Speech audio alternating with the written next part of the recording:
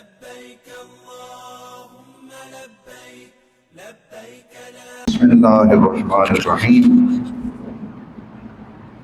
الحمد لله رب العالمين والعاقبة للمتقين والصلاة والسلام على سيد الأنبياء والمرسلين وعلى آله وأصحابه وعترته أجمعين. أما بعد فقد قال الله سبحانه وتعالى في القرآن المجيد والفرقان الحميد: الحج أشهر معلومات فمن فرض فيهن الحج فلا رفث ولا فسوق ولا جدال في الحج. صدق اللہ مولانا العظیم وبلغنا رسولہ النبی الکریم. تمام احباب محبت سے ادب سے بارگاہ سرور کونین صلی اللہ علیہ وآلہ وسلم میں درود پاک پڑھیے. الصلاۃ والسلام علیک یا سیدی یا رسول اللہ، الصلاۃ والسلام علیک یا سیدی یا حبیب اللہ، الصلاۃ والسلام علیک یا رحمۃ للعالمین وعلی آلک واصحابک یا سیدی یا شفیع المذنبین. حضرات محترم، بعد از حمد و صلات اللہ رب العزت کا لاکھ لاکھ شکر ہے کہ ہم سب حضور نبی رحمت صلی اللہ علیہ وآلہ وسلم کی نگاہ فیض کے تصدق سے ماہ ذوالحج شریف کے اس پہلے جمعۃ المبارک میں جامع مسجد امیر السالکین رحمۃ اللہ علیہ کے پرنور ماحول میں حاضر ہیں. دعا ہے اللہ تعالی ہم سب کی حاضری اپنی بارگاہ میں مقبول و منظور فرمائے. یہ حج بیت اللہ شریف کے ایام ہیں اور لاکھوں فرزندان توحید بیت اللہ شریف میں حاضر ہو کر اپنے کریم رب کی بارگاہ میں حاضری بھی دے رہے ہیں اور حج کے مناسک بھی ادا کر رہے ہیں. اور ان 10 دنوں کو اللہ رب العزت نے عبودیت اور بندگی کے دن قرار دیا کہ جس میں اس کے بندے کثرت سے اسے یاد کریں اور بندگی کے اوصاف سے متصف ہوں. قرآن حکیم میں اللہ رب العزت نے چند ایسے عیوب کا ذکر فرمایا ہے جس سے انسان کے شرف بندگی کو داغ لگ جاتا ہے اور ان سے بچنے کا حکم دیا، اور پھر کچھ ایسی خصوصیات اور صفات ذکر فرمائیں کہ جن پر عمل کرنے سے انسان کو شرف انسانیت اور شرف بندگی نصیب رہتا ہے اور اسے اللہ رب العزت کا قرب عطا ہوتا ہے، اور ان اوصاف سے متصف ہونے کا درس دیا. وہ 3 امراض جو ہدایت کی راہ میں رکاوٹ ہیں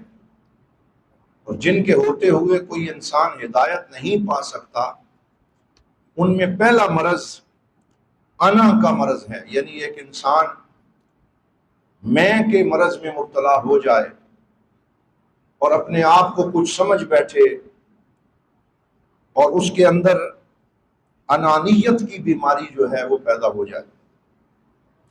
قرآن حکیم میں اللہ رب العزت نے ایک کافر کی مثال دی ہے جسے ولید بن مغیرہ کہا جاتا تھا، اور بعد میں اسی کے بیٹے کو اللہ تعالیٰ نے اسلام کی دولت سے مالا مال کیا، جنہیں حضرت خالد بن ولید کے نام سے یاد کیا جاتا ہے. لیکن ولید بن مغیرہ کے بارے میں اللہ رب العزت نے انانیت کا یہی مرض بیان کیا. ارشاد فرمایا: ذرنی ومن خلقت وحیدا، کہ مجھے اور اس بندے کو اس کے حال پہ چھوڑ دو کہ میں اس کے ساتھ کیا سلوک کرتا ہوں کہ جس کو میں نے وحید پیدا کیا یعنی تنہا پیدا کیا، وجعلت له مالا ممدودا، اور پھر اس کو لمبا چوڑا مال عطا کیا، وبنین شہودا، اور پہلے وہ تنہا تھا پھر بیٹوں کے ذریعے اس کو قوت عطا کی، ومہدت له تمہیدا، اور اس کے لیے زندگی کی آسائشوں کو بچھا دیا اور سارے سامان عیش و عشرت بہم پہنچا دیے. اسے چاہیے تھا کہ وہ شکر کرتا، وہ اللہ رب العزت کی بندگی اختیار کرتا، سر تسلیم خم کر دیتا، ان نعمتوں کے اوپر شکر بجا لاتا. لیکن اللہ رب العزت ارشاد فرماتا ہے ثم یطمع ان ازید، کہ پھر بھی وہ یہ طمع کرتا ہے کہ وہ اور زیادہ حرص میں مبتلا ہو، اور چیزیں حاصل کرے. کلا انہ کان لآیاتنا عنیدا، تو اس نے ہماری آیات سے سرکشی کی ہے. پھر اس کی ذہنی حالت کو بیان کیا کہ انہ فکر وقدر فقتل کیف قدر، کہ اس نے اپنے اندازے لگائے، اپنی فکر کے اندر وہ گم ہو گیا. ثم قتل کیف قدر، تو ہلاک ہو کہ اس نے کتنے غلط اندازے لگائے. ثم نظر ثم عبس وبصر ثم ادبر واستکبر، تو بار بار کے غور و فکر چاہیے تو یہ تھا کہ وہ اس غور و فکر کے ذریعے اللہ کی بارگاہ تک رسائی حاصل کرتا، اس کی بارگاہ میں سجدہ ریز ہوتا، سبحان ربی الاعلیٰ کی صدائے دل نواز بلند کرتا. لیکن اتنا سوچنے کے بعد بھی بدبختی اس پہ مسلط ہوئی، اور انانیت کی بیماری کی وجہ سے وہ کہنے لگا ان ھذا الا سحر یبصر، کہ یہ سب کچھ جو مجھے نظر آ رہا ہے یہ تو ایک جادو ہے. اور اس نے اسے جادو قرار دیا، حضور کی نبوت کو جادو قرار دیا. تو اس کی اس انانیت کی بیماری کے اوپر نقد کرتے ہوئے اللہ رب العزت نے یہ فرمایا کہ ہم اسے عذاب دیں گے، سأرہقہ صعودا، اور پھر اس کے عذاب کا ذکر کیا. تو یہ وہ پہلی بیماری ہے کہ جس میں اگر کوئی انسان جو ہے وہ مبتلا ہو جائے، جیسے کسی نے کہا تھا کہ خدا ہم کو ایسی خدائی نہ دے کہ اپنے سوا کچھ دکھائی نہ دے. تو جو ایسی انانیت میں مبتلا ہو جاتا ہے تو پھر ہدایت کے راستے پہ اس کا سفر جاری نہیں رہ سکتا. اور پھر اسی انانیت کے نتیجے میں دوسرا مرض اس میں پیدا ہوتا ہے جس کو کبر اور تکبر کا مرض کہا جاتا ہے. اور انانیت یہ اندرونی آثار ہیں، اور وہ آثار جب وجود پہ ظاہر ہوتے ہیں تو اس کو تکبر کہا جاتا ہے. اور اس کے بارے میں حضور نبی رحمت صلی اللہ علیہ وآلہ وسلم نے ارشاد فرمایا لا يدخل الجنت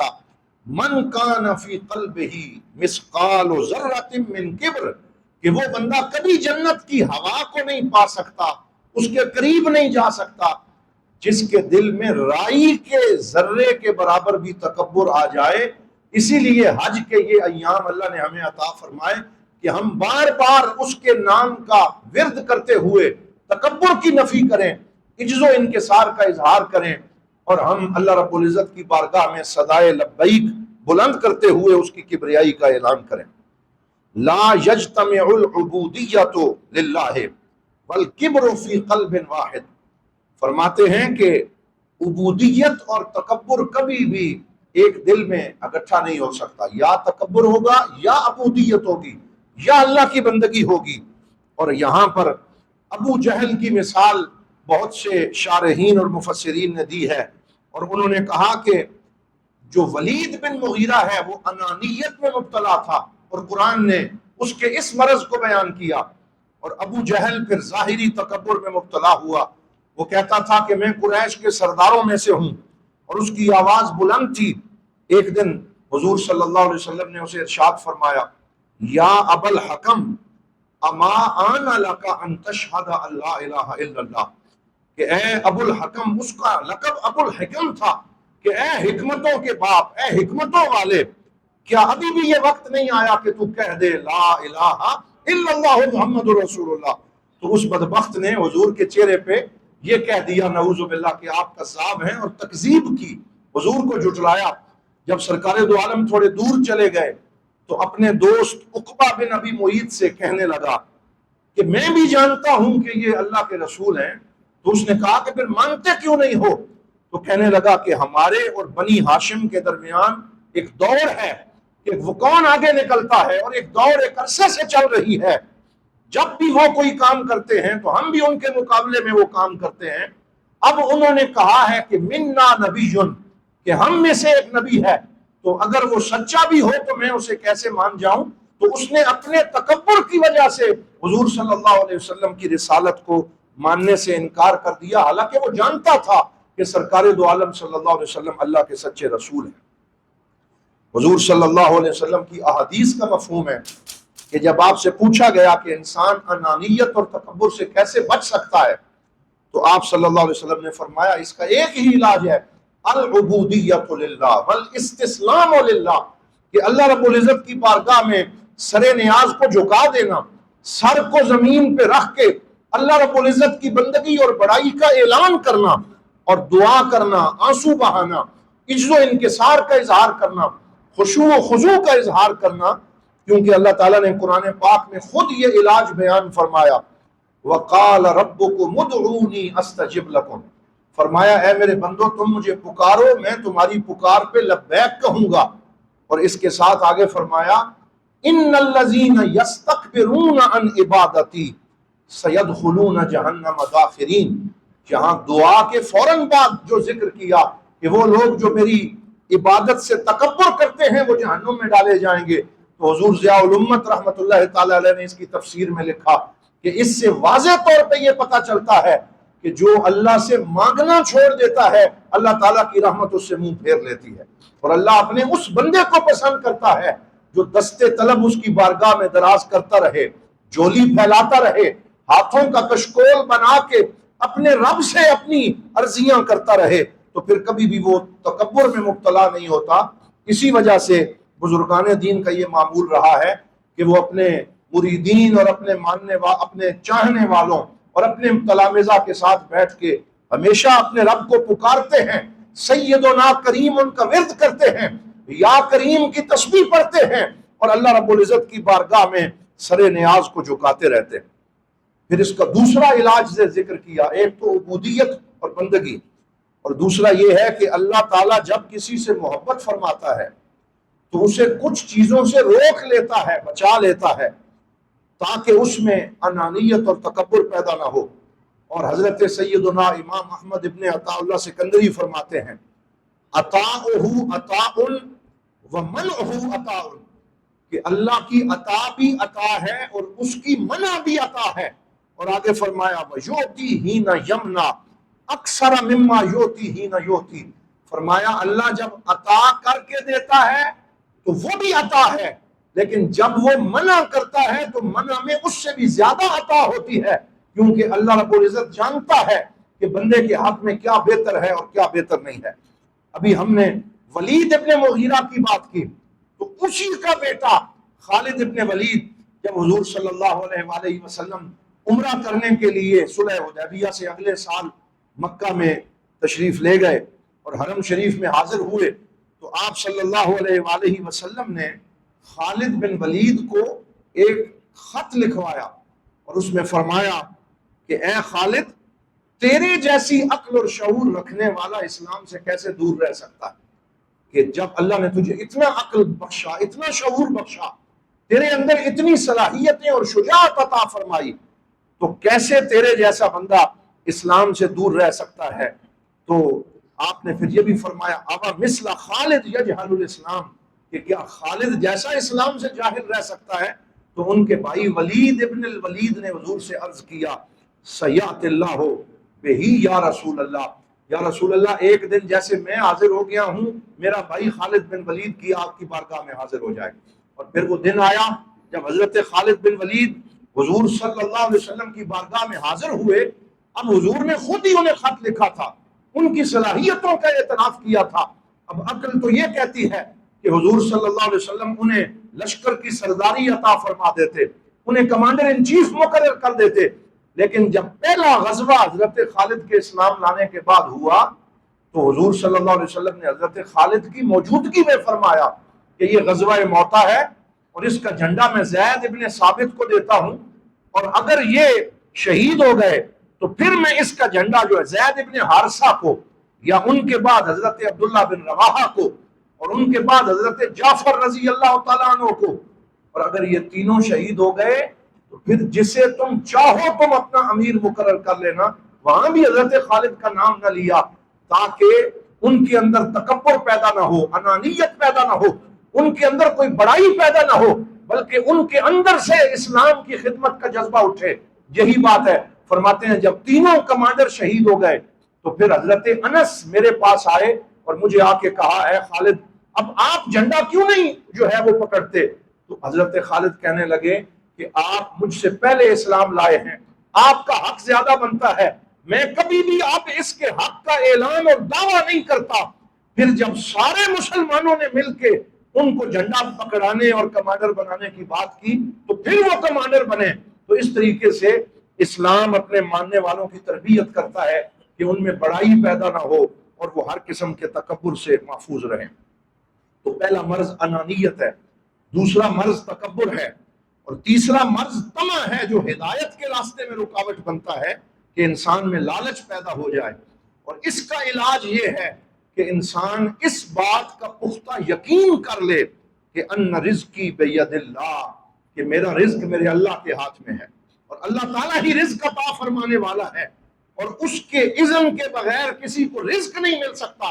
جتنا جس شخص کا یہ یقین بڑھتا چلا جاتا ہے اتنا ہی وہ طمع اور اس قسم کے امراض سے بچتا چلا جاتا ہے۔ اللہ کے محترم، یہاں پہ حضرت سیدنا طلحہ بن عبید اللہ رضی اللہ تعالی عنہ، ان کی ایک بات میں عرض کرنا چاہوں گا کہ وہ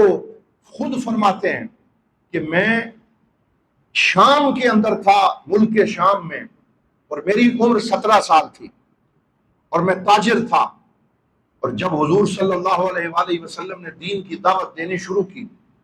اور ابھی صرف 3 بندے مسلمان ہوئے تھے، جن میں ایک حضرت سیدہ خدیجۃ الکبریٰ رضی اللہ تعالی عنہا، دوسرے حضرت سیدنا ابو بکر صدیق رضی اللہ تعالی عنہ، اور تیسرے حضرت سیدنا علی ابن ابی طالب کرم اللہ وجہہ الکریم، اور صرف چند لوگ جو ہیں وہ دائرہ اسلام میں داخل ہوئے، اور حضور صلی اللہ علیہ وسلم کے دین کی خبر پھیلنا شروع ہوئی۔ تو ملک شام کے اندر ایک عیسائی راہب نے مجھ سے پوچھا کہ اے طلحہ تو کہاں سے ہے؟ میں نے کہا میں مکہ کا رہنے والا ہوں، میں یہاں تجارت کرنے آیا ہوں۔ تو اس نے کہا حل ظہر احمد فی مکہ، مجھے بتاؤ کیا احمد نامی کوئی نبی مکہ میں ظاہر ہوا ہے؟ تو میں نے کہا کہ ومن احمد، کہ یہ احمد کون ہے؟ میں تو احمد کو نہیں جانتا، کیونکہ حضور کا نام محمد معروف تھا اور احمد حضور کا نام اس وقت عرب میں مشہور نہیں تھا۔ تو کہنے لگے میں تو احمد کو نہیں جانتا۔ تو اس نے کہا نبی آخر الزمان ہذہ سنتہ، کہ وہ آخری نبی ہیں اور اس سال ان کا ظہور ہماری کتابوں کے مطابق ہونا ہے۔ فلا یفوتنک احدا یسبق الیہ، تو جلدی کرو کہیں کوئی سبقت نہ لے جائے، تم سے پہلے ان کا کلمہ نہ پڑھ لے، دوڑ کے جاؤ اور جا کے دیکھو، اگر ان کا ظہور ہو چکا ہے تو تم بھی ان کے دستے حق پرست کے اوپر جو ہے وہ اسلام لے آؤ۔ تو کہتے ہیں فتحرک الخیر فی قلبی، خیر کا جذبہ میرے دل میں متحرک ہوا۔ ترکت التجارۃ لاخی افعل ما تشاء، میرا ایک بھائی میرے ساتھ تھا، میں نے تجارت اس کے ذمہ لگائی اور کہا جو مرضی ہے تو کر، میں مکہ جا رہا ہوں، اور میں مکہ مکرمہ میں پہنچا۔ حضور نبی رحمت صلی اللہ علیہ وسلم کے بارے میں پوچھا، پتا چلا کہ انہوں نے نئے اور سچے دین کا اعلان فرمایا ہے۔ تو میں نے کہا کس نے ان کا کلمہ پڑھا؟ بتایا گیا حضرت ابو بکر صدیق نے پڑھا۔ تو وہ میرے دوست تھے، میں ان کے پاس چلا گیا اور میں نے کہا کہ مجھے بتاؤ کہ کیا واقعی وہ اللہ کے سچے رسول ہیں؟ تو حضرت سیدنا ابو بکر صدیق رضی اللہ تعالیٰ عنہ نے فرمایا کہ ہاں وہ اللہ کے سچے نبی ہیں، رسول ہیں، میں آپ پہ ایمان لا چکا ہوں۔ تو کہتے ہیں خذنی الیہ حتی لا یسبقنی الیہ احد، کہ مجھے بھی پکڑ کے لے چلو حضور کے قدموں میں، مجھے بھی کلمہ پڑھاؤ تاکہ اب کوئی اور سبقت نہ لے جائے اور میرا نام بھی جو ہے وہ حضور صلی اللہ علیہ وسلم کے غلاموں میں شامل ہو جائے۔ پھر حاضر ہوئے، کلمہ طیبہ پڑھا، اور پھر خود حضرت طلحہ بن عبید اللہ فرماتے ہیں جب بھی میں حضور سے ملتا تو میں سرکار سے فرماتا دعنی حیث شئت، یا رسول اللہ جہاں آپ چاہتے ہیں وہاں میری ڈیوٹی لگائیں، مجھ سے دین کا کام لیں، جو آپ مجھے کہیں گے میں آپ کی بات ماننے کے لیے تیار ہوں۔ فابتسم النبی صلی اللہ علیہ وسلم فقال انت طلحۃ الخیر، تو حضور نے میری یہ بات سن کے مسکرائے اور فرمایا تو طلحہ نہیں ہے، تو طلحۃ الخیر ہے، کیونکہ تو جب بھی مجھے ملتا ہے تو خیر کی بات کرتا ہے، تو کہتا ہے میں خیر کا کام کرنا چاہتا ہوں، میں نیکی میں سبقت لے جانا چاہتا ہوں۔ تو حضور صلی اللہ علیہ وآلہ وسلم نے انہیں یہ لقب عطا فرمایا فرمایا آج سے تو طلحہ نہیں بلکہ طلحۃ الخیر ہے۔ تو حضرات محترم، یہ وہ دن ہیں جن دنوں میں ہمیں اپنے ان نفسیاتی امراض کا جائزہ لیتے ہوئے ان سے چھٹکارا حاصل کر کے اللہ رب العزت کی بندگی کا اعلان کرتے رہنا چاہیے، تکبیرات پڑھنی چاہیے، اور اس کے ساتھ ساتھ قربانی کی تیاری اور حج کے اور عید الاضحیٰ کے ان معاملات کی تیاری کرنی ہے جو حضور نبی رحمت صلی اللہ علیہ وسلم نے بطور سنت جن کو قائم فرمایا۔ اور پچھلے جمعے پہ بھی ہم نے بیان کیا کہ قربانی یہ وہ عظیم فریضہ ہے اور یہ وہ منسک ہے جو حضرت سیدنا خلیل اللہ حضرت ابراہیم علیہ السلام نے اس کا آغاز کیا، اور یہ ہر صاحب نصاب مسلمان پہ واجب ہے۔ اور اب صاحب نصاب کون ہے؟ فقہا فرماتے ہیں جس کے پاس زکوٰۃ کا نصاب سونے کے مطابق یا چاندی کے مطابق موجود ہو، اور اس پہ سال گزرنا ضروری نہیں، بلکہ وہ عید کے ان دنوں میں اتنا خوشحال ہو کہ آسانی سے قربانی کر سکے اور اس پہ کوئی قرضہ نہ ہو، قرضے سے وہ پاک ہو، تو پھر اسے چاہیے کہ وہ قربانی کی یہ سنت اور حضور نبی رحمت صلی اللہ علیہ وآلہ وسلم کے اس حکم پہ عمل کرے، اور قربانی جو ہے اسے اپنے ہاتھوں سے قربان کرے یا اپنی آنکھوں کے سامنے اللہ رب العزت کی بارگاہ میں پیش کرے۔ تو حضرات محترم، یہ وہ عظیم ایام ہیں جن میں ہم نے قربانی جو ہے وہ اللہ کی بارگاہ میں پیش کرنی ہے، اللہ رب العزت کی بارگاہ میں ذکر و فکر کرتے ہوئے دعائیں مانگنی ہیں۔ یوم عرفہ کا روزہ اگر ہو سکے تو وہ رکھنا ہے۔ اللہ تعالیٰ سے دعا ہے کہ اللہ تعالیٰ ہم سب کو ان ایام کی برکات نصیب فرمائے اور ملک پاکستان اور عالم اسلام کی حفاظت فرمائے۔ وآخر دعوانا ان الحمد للہ رب العالمین۔